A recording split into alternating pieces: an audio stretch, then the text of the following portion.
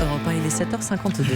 L'opinion de Nicolas Bétou à présent. Nous allons parler, je vous le disais, de Sylvie Goulard. Sylvie Goulard, si vous ne la connaissez pas, petit rappel, c'est la candidate française à la Commission européenne.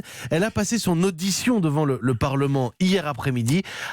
Un moment difficile pour elle. Et oui, elle a été durement secouée par les questions des députés européens et elle n'est pas sortie indemne de cette séance. D'ailleurs, pour l'instant, sa candidature n'est pas validée. Bon, à vrai dire, si Sylvie Goulard était finalement récusée par le Parlement de Strasbourg, ce serait un mauvais coup pour l'Europe. Elle fait en effet partie des personnes les plus compétentes dans ce domaine. Elle y a consacré une partie de sa vie. Elle en connaît les rouages, les subtilités, les arcanes.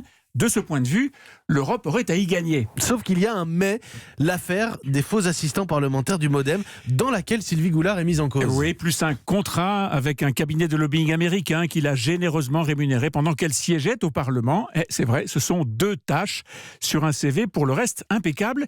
Et les députés l'ont cuisiné là-dessus. Mais en réalité, derrière ces mises en cause, il y a quelque chose de beaucoup moins reluisant. Il y a un règlement de compte. Un règlement de compte contre elle, personnellement ?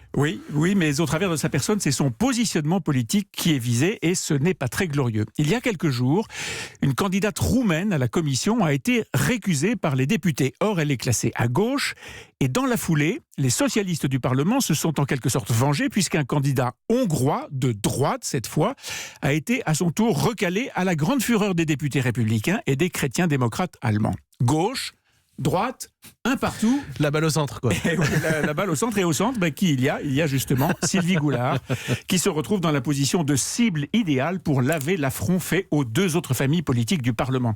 Circonstance aggravante, elle est la candidate d'Emmanuel Macron, auquel plusieurs députés reprochent d'être intervenus dans la désignation du président du Parlement de Strasbourg et de l'avoir dynamité. Le président français a brouillé le jeu des parlementaires européens. Ça ne leur a pas plu du tout. Voilà la clé de cette bataille autour de la candidate française.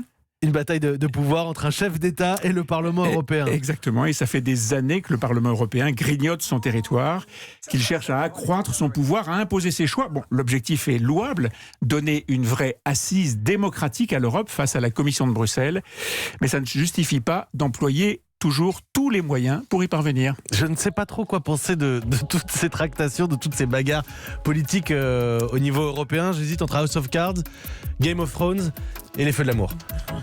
Un peu les 2 premiers en tout cas. Un peu les 2 premiers en tout cas. Merci Nicolas Bétou. Merci, directeur du journal L'Opinion. L'Opinion de Nicolas Bétou, c'est tous les matins, juste avant le journal de 8h. Il est 7h55.